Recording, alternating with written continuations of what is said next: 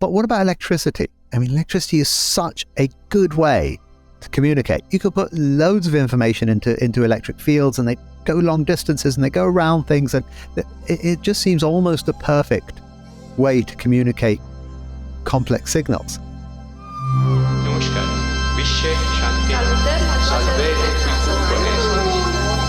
Hello from the children of planet Earth.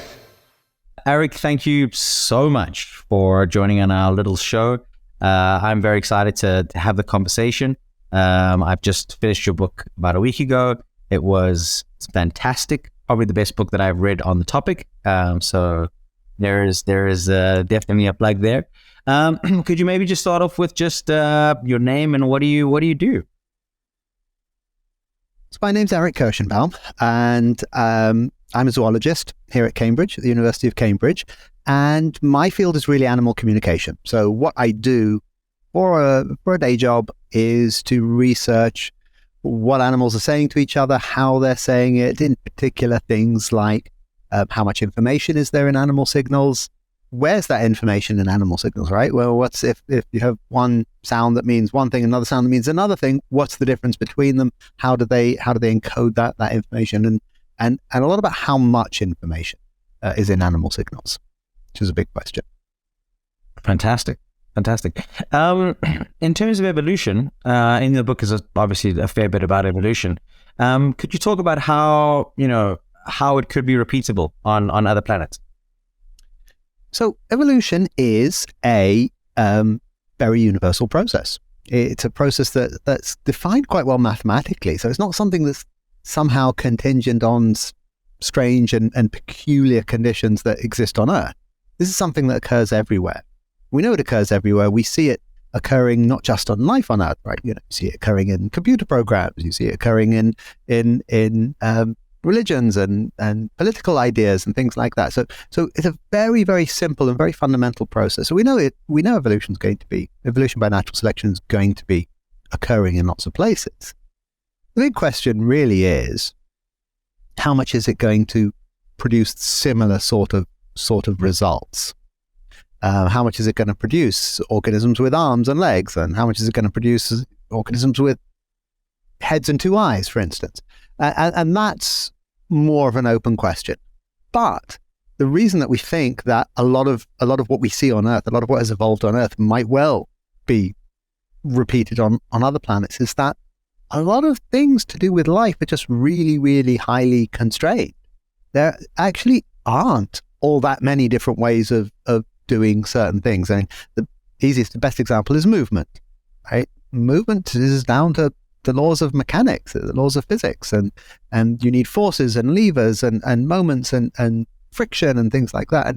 And it's just these are physical constraints, which mean that the same solutions are going to keep coming up. There are not that many different ways that you can fly, right? You can fly in a few different ways, 4 different ways or so, but 3 or 4 different ways, but that's it. That's how it can be done. So these are the kinds of reasons that we think that a lot of these solutions are going to keep coming up again and again. This is convergent evolution. So was that something a little bit different? So when we look at life on Earth, of course, what we like to do as biologists is to look at the family tree, the evolutionary family tree, and say, okay, humans are quite closely related to chimpanzees, and they're less closely related to rats, but they're more closely related to rats than they are to snails and things like that. So we look at these evolutionary relationships, and when we do that, then we always have to ask ourselves, if 2 animals, let's say for the sake of argument, I don't know, a rat and a mouse, both have a tail. Well, why do they both have a tail? Well, they're pretty closely related. So almost certainly they both have a tail because they both descend from a common ancestor that had a tail, and they just sort of inherited this tail, and that's fine.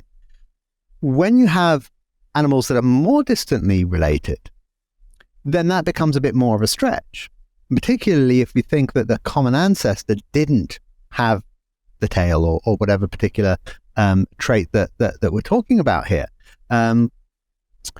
Then it's likely that tail or or whatever else it is, eyes or a brain and anything like that, arose independently in both of those lineages. So because of the needs of the organisms and the constraints of the world around it, both of these lineages evolved tails independently and separately. And that's really what we mean when we talk about convergent evolution, that you're getting similar traits occurring in different lineages just because they're good in both of those lineages. Mm-hmm. And it's fascinating stuff. I really connect with the idea of like the acoustic properties of animals in fear, and how sort of universal that is and recognizable that is, because it's one of those things that I'd never thought of before, but as soon as I heard it, I was like, yeah, this is a very sort of universal thing. Do you think that sort of a thing could be on other planets as well, with other life? So there are arguments that we could make that would say possibly yes, but we've got to be a little bit careful. So one of the reasons that we see scary sounds being very similar in lots of different species on Earth, and human screams are like cat screams, and they're like rat screams, even if you can't really hear them. But so one of the reasons is that this is a reaction where the vocal production system has just been suddenly pushed into action, right? So we suddenly expel a lot of air, and when that happens, certain things occur in that production mechanism in our vocal cords, which produce a certain kind of sound, and that really is really widespread. We see that in loads of different species, but that's a feature of a certain kind of acoustic production, right? This is like we are blowing air over our vocal cords, and that's what's making the sound. And if you have on another planet organisms, for instance, that live in water, maybe they don't have similar sound production mechanisms. Certainly, organisms on Earth that live in water don't make their sound, well, except for marine mammals. Fish don't make their sound by blowing air over some kind of vocal cord. So there are different ways that sound can be produced, and in that case we might expect different results. But this idea that when you're frightened, you just quickly make whatever sound you can, as loud as you can, and as rapidly as you can, that's something that might be shared, and then the kind of signal would have whatever properties you'd expect to get from that kind of stimulus. Sure. That's fascinating. Intelligence, and I know this is I originally didn't know, but I now realize how sort of maybe opaque or difficult it is to define what is intelligence. But could you just talk a little bit about, like, off the top of your head, when somebody says intelligence, what are some of the things that you think about? So the first thing to remember is all animals are intelligent by definition, and they're intelligent by definition, because animals are a kind of organism that lives with time-critical decisions. So animals evolved. Animals are not like plants, right? They're not like trees. They don't just grow somewhere and just stay there. They've got to make decisions. Do I go left? Do I go right? Is someone coming to eat me? Can I go and catch this thing and get food from it? So animals are essentially living in this world of problems and of time-critical problems. And so all animals have to have some kind of intelligence to deal with those kinds of problems. And I personally think that any complex ecosystem on any planet is going to have the equivalent of these animals, things that solve these time-critical problems. And they've got to have intelligence, because these problems are varied and diverse, and you've got to solve them, and you've got to solve them right away. So everyone's got intelligence. Every animal has intelligence. Of course, when we talk about intelligence, we mean one of two things, really. We mean human intelligence, so something that acts more or less like an adult human being, and that's what we call intelligence. It's not a very clear and firm definition, but it's what most people mean. But the other kind of intelligence that really comes into this particular question is technological intelligence. Because if we're going to communicate with an alien species, if we're going to communicate with life on other planets, almost certainly we're only going to communicate with technological species because we're not going there. So we need someone who's going to be able to receive our signals or our record and play it, right? Build something to play it. So they have to have this technology. And I think that's the other kind of intelligence that people usually mean when asking, well, are there intelligent aliens? They don't just mean intelligence as all animals have. They don't even mean intelligence that's like intelligence like ours. They mean the ability to build things, the ability to build technology and to build devices that will help us communicate, across space. Do you think intelligent those technologically intelligent aliens would need to be social? I do. And there's two reasons for that. I mean, the sort of trivial reason is how could you possibly build a radio telescope or a spaceship all by yourself? Right? You need someone to cooperate and hold up one end of the thing while you screw the other end in. But that's kind of trivial explanation. No, the real reason why they have to be social is because that kind of intelligence seems to evolve because of sociality. So certainly when we look at our evolutionary history, so human evolutionary history, humans developed our very specific kind of intelligence largely as a result of the complex societies in which we live. As long as you have a solitary existence, yes, you still, as an animal, you still have to solve these time-critical problems. The tiger still has to know how to catch the deer, and that requires a brain, and it requires all kinds of processing. And it may be very clever, may do very clever things. But it's only really when the animals have to cooperate with each other that you get this sort of explosion of intelligent capabilities and much more diverse range of different things that the organisms can do. So while there's this sort of mechanistic reason why a technological species must be social, there's also an evolutionary reason that kind of processing ability likely comes about through complex interactions between individuals and being able to deal with those complex societies. Very, very interesting. Just on that, I mean, do you think that if they were more advanced than we are by, let's say, 500,000 years or something, do you think they would need to be cooperative or more cooperative? And I think this is maybe a double question. Do you think that we are getting more cooperative as a species, and to survive, we would need to be more cooperative? And if that is the case, then an alien could be not a warring, racist society. Yeah.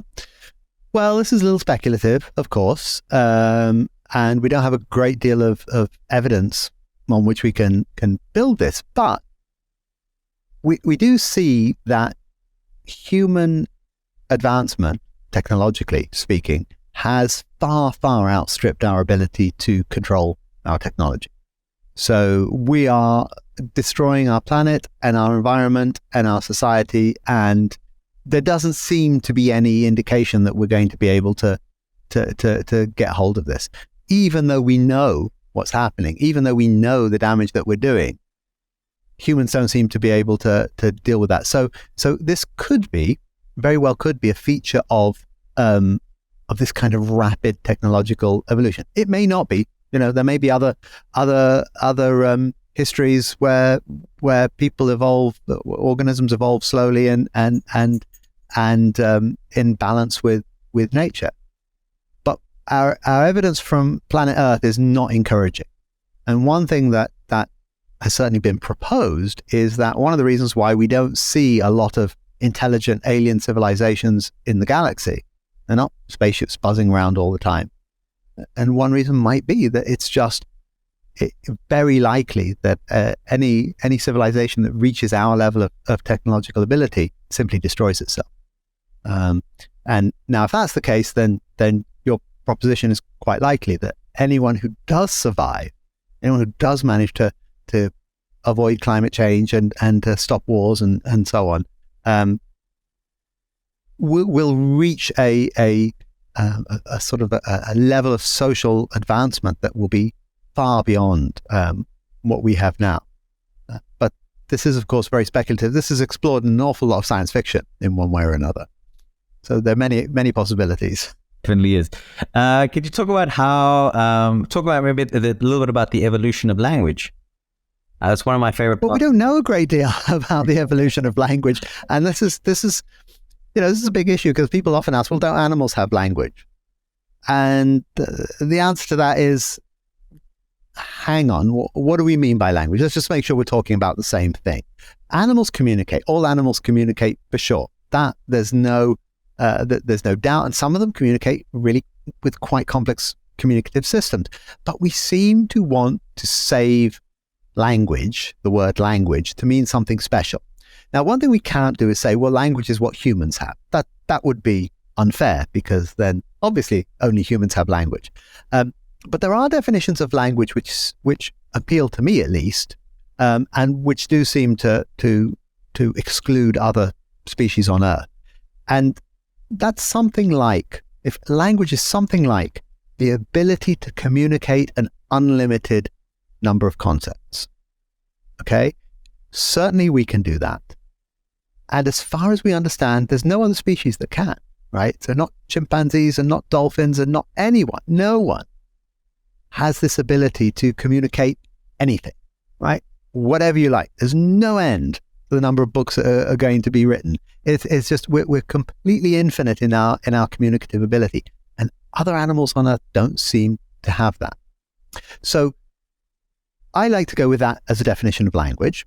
But then you ask, well, how did it evolve? Well, we don't know. We don't. It's very awkward that we can't look back in as we can look at like fossils of early hominins and say, well, they had, they walked on two legs or something like that. We can't do that with language. Nonetheless, people have proposed various ideas, and it's kind of coming back to what I said before. It seems to be the social complexity of early humans that drove more and more and more complex communication. And as that communication became more complex, and as our brains became more complex to deal with the complex societies in which we live, then somehow arose this ability to communicate an infinite number of concepts. And it was probably relatively recent. I mean, we really have no idea, but we're talking hundreds of thousands of years, a few hundreds of thousands of years, something like that. That language evolved very, very rapidly. And it's the only time it's happened in Earth's history, as far as we understand. So after 3.8 billion years of life on Earth, within this very short period of time, this one species suddenly developed this ability through an incredible combination of circumstances and coincidences, which we don't understand at the moment. And here we are. Yeah, and we seem to be the only ones. Do you think grammar is universal? So that's a really interesting question. And certainly it's what a lot of people will say. But you've got to be careful because, of course, having only one example of language, it's very difficult to generalize. We can, however, from a theoretical perspective, think about whether this ability, right, this infinite ability, the ability to convey an unlimited number of concepts, whether that is possible without grammar. And there's good reason to think that some sort of grammar is necessary, because if you think about it, if I want to say 100 things, I could do that with 100 different words. If I wanted to say 1,000 things, I could do it with 1,000 words. If I wanted to say 20 million different things, and there's very much more than 20 million different sentences that are used commonly, you can't have 20 million words, right? It's like your brain would just explode. So some sort of way of combining words to give extra meaning seems to be important. Words or their equivalent in whatever communication system a particular species might have. And if you're going to call that a grammar, then I think it's reasonable to say that some sort of some sort of way of combining signals to produce new meanings is probably necessary. And that's a much broader definition of grammar than most people would subscribe to, though. Yeah. I mean, do you think it could happen on another planet where a fish or a reptile and not a mammal develops something like that? Or do you think mammals are in some way special?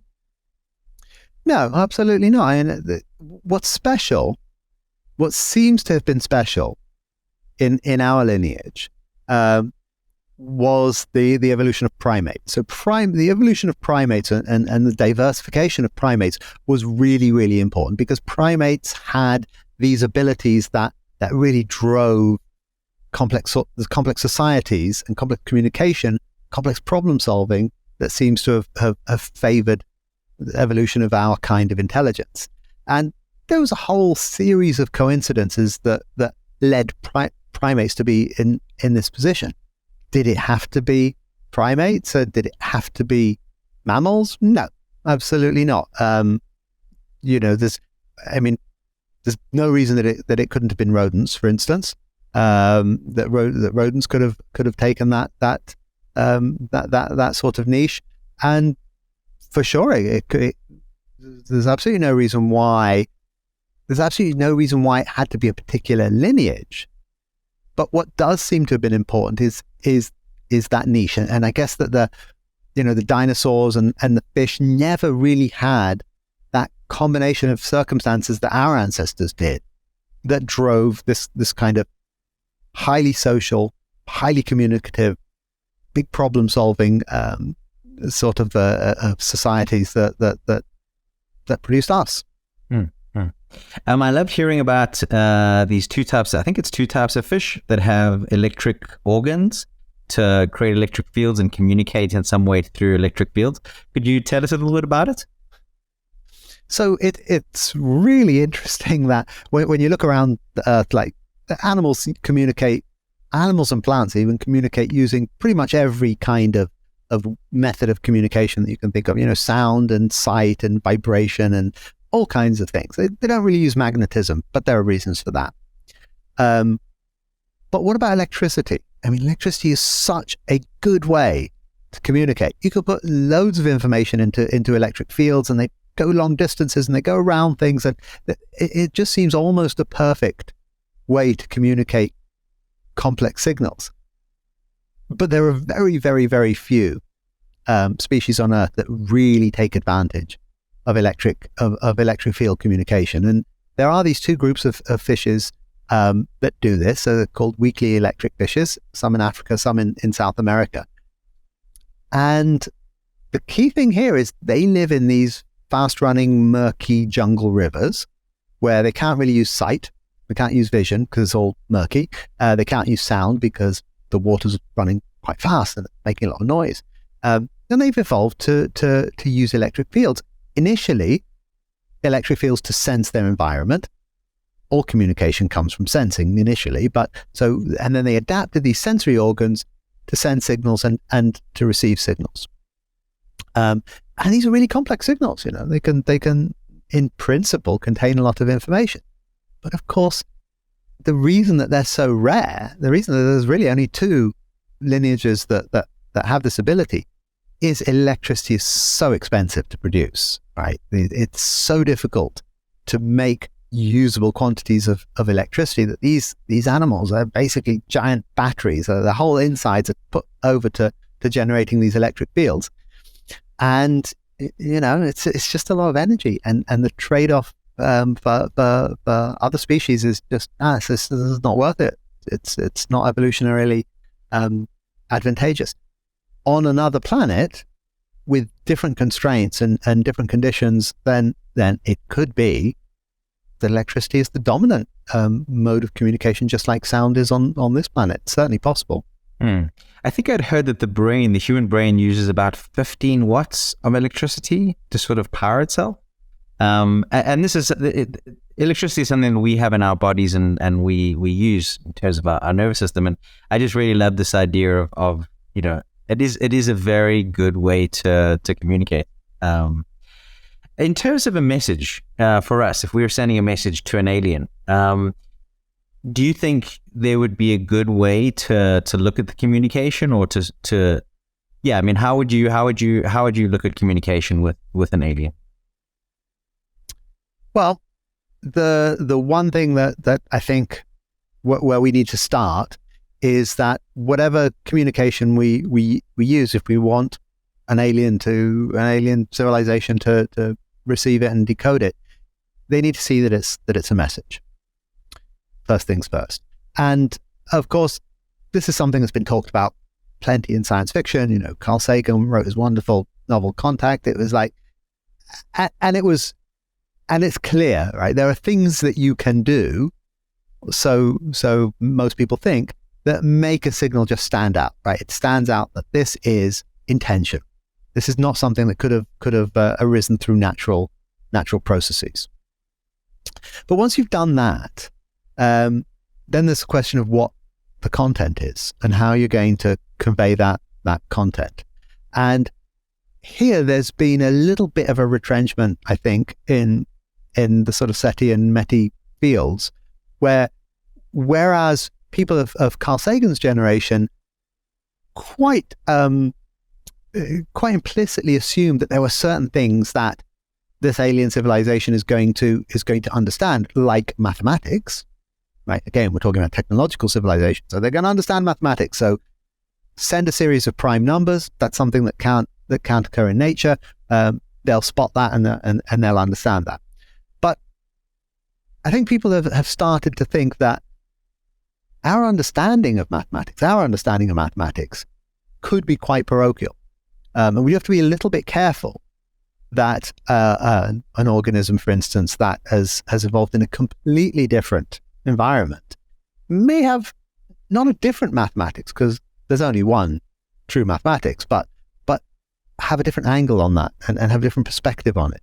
And perhaps, so for instance, our mathematics, or what we understand as maths, what you learn in school, has largely been driven, it's kind of weird, but it's largely been driven by warfare, right? So like ballistic trajectories that catapults will send rocks, and we've got this whole our mechanics. All of our mechanics is built around moving things, building things, and then knocking them down. And you can imagine that an organism that lives in an underground ocean that perhaps doesn't build things out of rocks, because all the rocks sink to the bottom of the ocean anyway, might not be quite so familiar with the sorts of mechanics as we understand. Now, clearly an advanced civilization will understand things that they don't use all the time. We do that, right?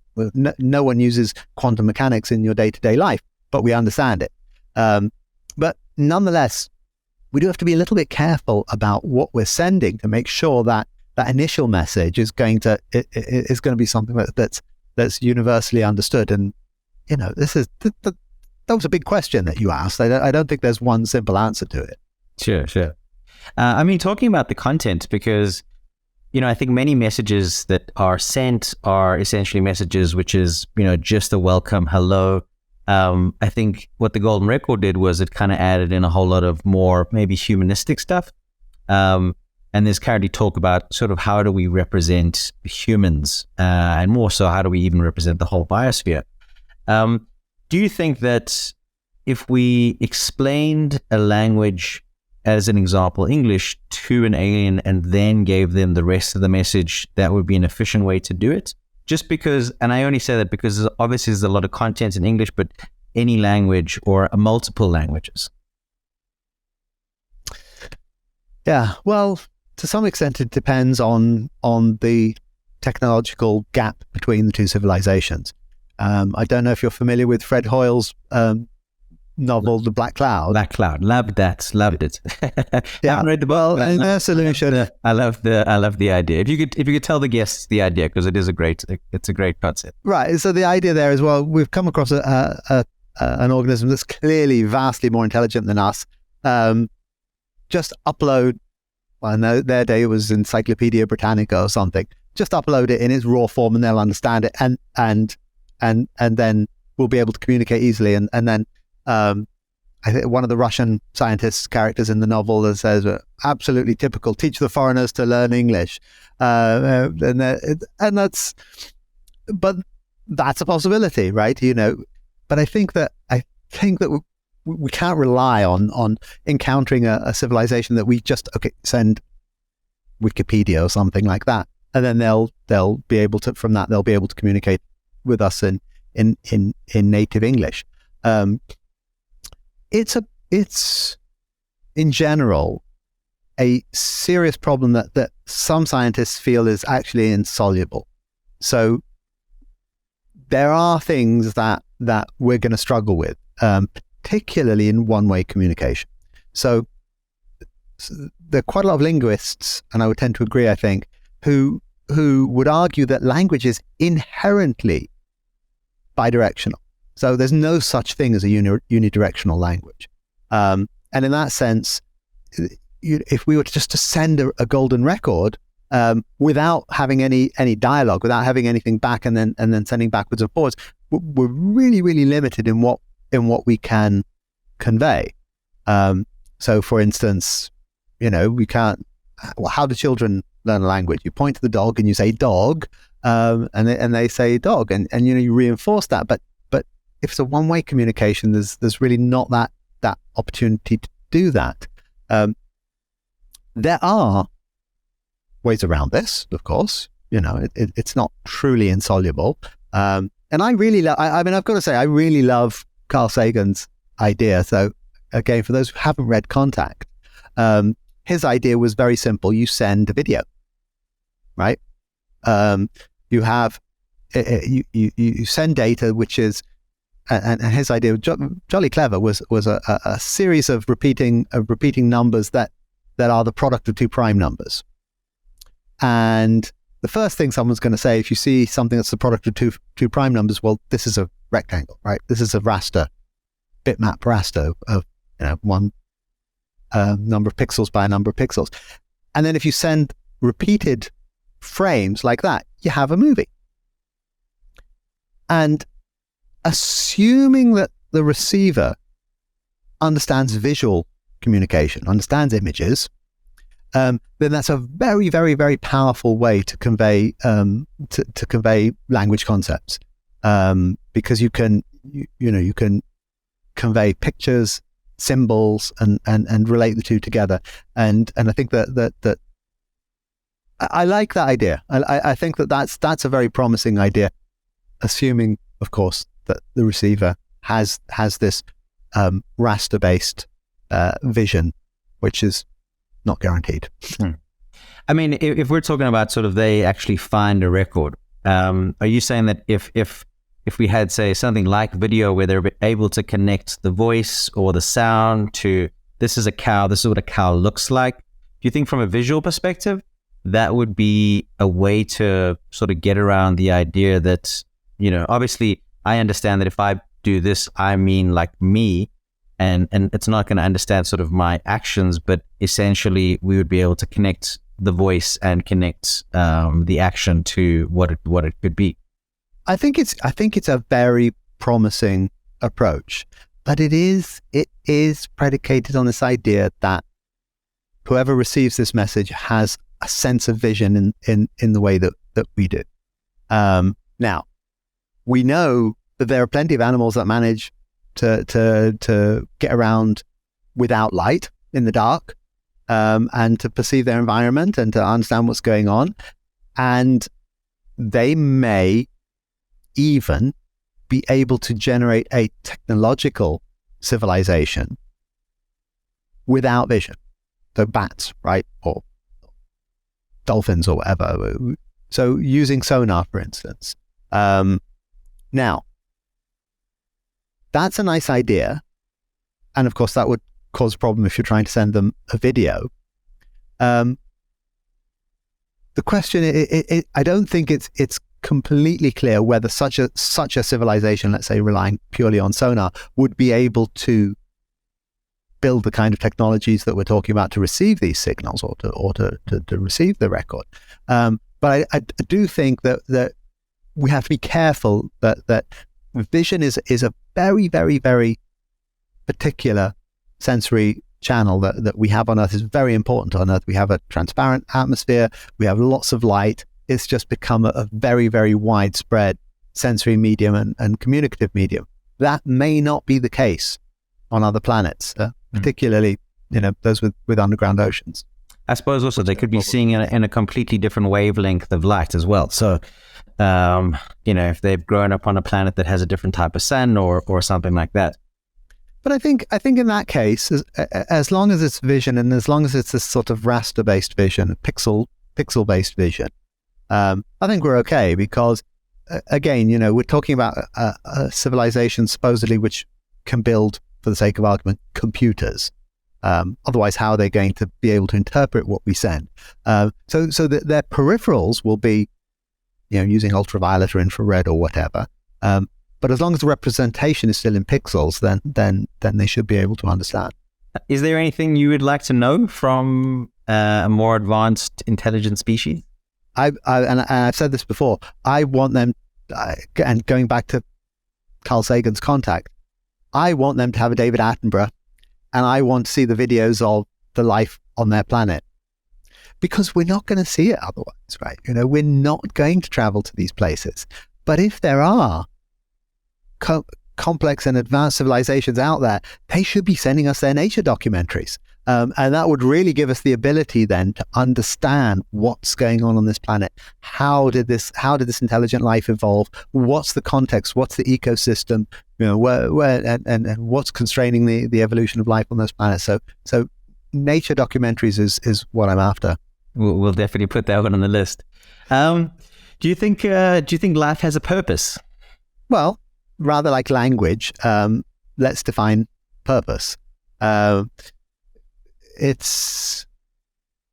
is an interesting question, and it's one that's a kind of unfortunate question because, of course, a lot of times when people ask that in the context of evolution, they try and sort of squeeze purpose into evolution. But we know that the process of evolution has no purpose. Mm-hmm. So the process of evolution is about whatever works best spreads, basically.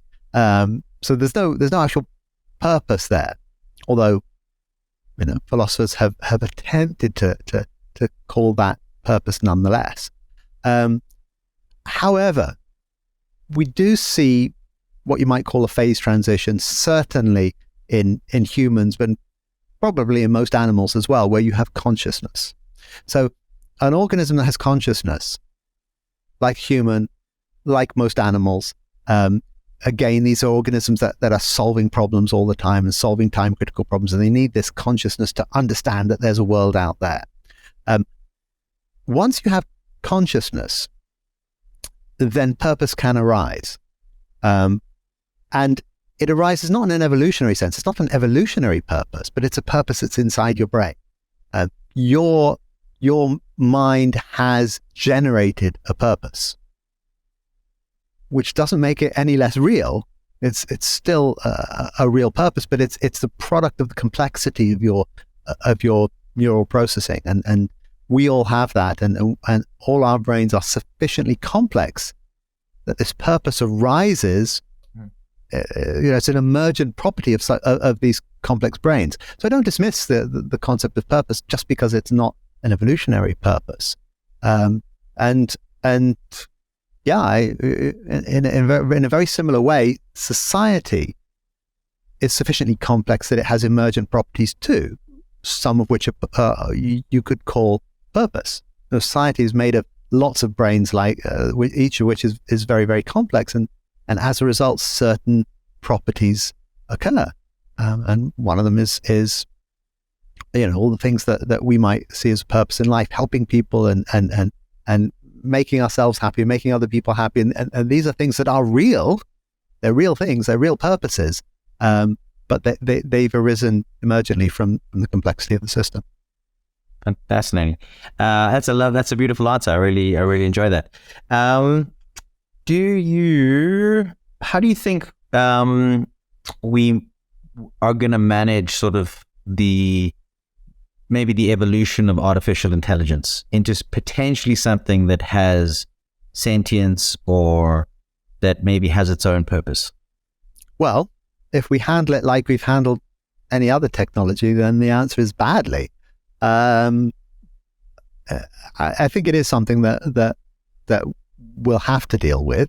And I'm not one of those people who struggles with the idea of potentially calling artificial intelligence or artificial life sentient or life. This is not. I don't see any kind of fundamental obstacle to using that kind of terminology. I think there are some big questions about whether it's possible, whether it would be possible to create this. But there's a long. If we can survive, there's a lot of time ahead of us where that could be done. Life. People try and define life, partly for philosophical reasons, because they feel they'd like a definition of life, just so that we know what we are when we're alive. But also people define life because if you're going to look for life in the universe, you need to know what it is. Having said that, I think I can say quite confidently that if we were to go out there, if NASA were to go out there and to find a planet inhabited by sentient artificial intelligence, I don't think any of us would have a problem calling it life. I mean, philosophers could argue about it, right? This is life, this is not life. But whatever it is, it's interesting. And it's something that we would treat like we would treat life. We would certainly send a probe out there and go and investigate it like we would if we found biological life. So on that sort of test, I don't really see the distinction between the two of them. And I think that sentience and consciousness is something that should be valued and preserved, whether it's in carbon chemistry or in some kind of computer circuit. Sure. Do you believe that there's a greater possibility in us finding a non-biological life in the universe? No, I really don't. And I'm talking about life in general rather than technological intelligent life. So finding biological life in the universe, I think this is going to happen soon, really soon, right? Once the James Webb Space Telescope is up and running, we're going to be looking into these planetary atmospheres. We're going to be finding chemicals. It's going to happen. It'll be simple life, right? I mean, so life has been on Earth for 3.8 billion years. Animals have only been around for just over 500 million years of that 3.8. So, even if you just sort of took a pin and stuck it in our timeline, chances are there wouldn't be any multicellular animals or around at all. So, just on that basis, what we find is likely to be very simple biological life. But that's still cool. That's still majorly cool. People have argued that life in the universe will be predominantly artificial. And their reasoning goes, well, it's better, right? Once you get to the stage where you've got artificial life, it's just going to take over. And then, of course, the question is, well, why hasn't it? Why don't we see robot spaceships flying around all over? Unfortunately, the answer to that probably comes back to this question of technological civilizations destroying themselves. It's probably very difficult to get to that stage of technology and without destroying your own civilization, and that's probably why there's not that much artificial life in the universe. There's going to be a lot of planets covered in slime, covered in bacterial growth of some kind. There may or may not be a couple with artificial life, but the rule by which we should be going is that all these weird things are going to be out there. There are going to be weird things out there for sure, but they're going to be rare, and the obvious stuff is going to be common, and there's going to be a lot of the obvious stuff and a few of the rare things as well. Do you think it's possible with the technology that maybe even the James Webb has to spot technosignatures like if there's, say, CFCs in an atmosphere? Sure. I mean, I think that is well within the sort of the operating specs of if not James Webb, some of the other instruments that are going up there at the moment. It's quite a big ask, right? There are a lot of exoplanets out there. And again, it was 3.8 billion years before we had any pollutants, any industrial pollutants in our atmosphere. So the chances of hitting on the right one are small, but I think I certainly think it's within the capabilities. These are pretty major, unusual chemicals with pretty strong signatures. In your field, what are you sort of most excited about? In my field of animal communication research or in extraterrestrial life research? Let's go both. Hell, that's crazy. So, I mean, in my regular research into animal communication, I'm just constantly frustrated by the fact that we want to know what animals are saying, and we're just imposing our own ideas on them all the time, right? So whether that's Disney, or whether it's insisting that dolphins must have a language because they've got a cute smile, when we talk about our dogs, say, oh, I understand my dog, I understand what he's saying. We've got this strong desire to make an equivalence between what we're thinking and what we're saying and what they're saying. And there is an overlap, right? There is something in common, certainly with our pets. We do have genuine communication with them. Oh, and what I really want to know is what are they really saying? Okay, what's actually going on? What are they actually communicating between themselves? And that's a huge step even to ask that question, because we have to challenge our ideas of what meaning is. Our concept of what when we say something that it means something, dogs might not have that concept of meaning. They may have a very different concept of what meaning is. So what I try and do, what I'm excited about is really to understand what's going on, what information they're conveying to each other, and why and how, and sort of with the aim of understanding what they mean, if they mean anything at all. For the alien stuff, we're all just waiting for that biosignature. We're just waiting for that to come, because it will change how we think about life in the universe and how we investigate life in the universe. Up until very recently, up until the 90s, no one really thought seriously about life on other planets. No one. Until we started discovering exoplanets, and then realized just how many exoplanets and how many Earth-like exoplanets there are. But still, it's a very fringe field of science.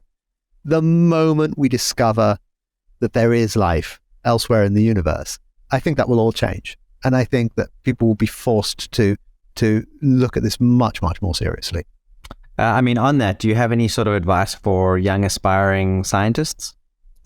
My advice for young aspiring scientists is always the same: is just find something that you really, really, really, really enjoy researching and do it. And it's interesting actually, because people often ask me like, oh, how do you get into astrobiology or something like that?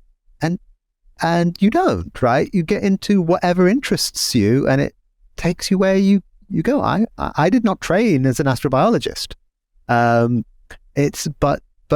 the things that interest me, where they have overlap with other things, I go where the things are interesting. And that's just look, if you're going to do science, it's not well paid. Let's be honest. To all you young researchers, it's not a very well paid profession. So you may as well do something that you really, really, really enjoy and you find really, really interesting. And that's really the big advantage of it. Fantastic. Thank you. Is there anything else that you'd like to add? Oh, I think it's a great idea. I'm a big believer in attempting to communicate with other civilizations. I don't accept the very common idea that this is somehow dangerous or somehow risky, and for a whole bunch of reasons. Partly the fact that we've just been streaming these radio broadcasts into space for 100 years now, and anyone who had the technological ability to come and visit us knows we're here. Right? We're not in stealth mode by any stretch of the imagination, but also because of what we've talked about a couple of times, which is that if you're going to overcome and get through this barrier of rampant technological advances and the corresponding climate change and warfare and things like that society's got to change. It's only going to be the more peaceful and the more exploratory civilizations that could possibly reach that stage. Yeah, I think it's such an important message, and I think it is definitely something that, for me, I hope that this project is able to do, just by creating the conversation on maybe a wider scale, is this idea of thinking of ourselves not going to space, but we are in space. And if we want to continue being here, we're gonna have to stop being a little bit silly. Arik, thank you so much. I really appreciate it. I know I'm not supposed to have favorites, but you and Charles Cocknell, you guys are great. Well, thank you. That's great.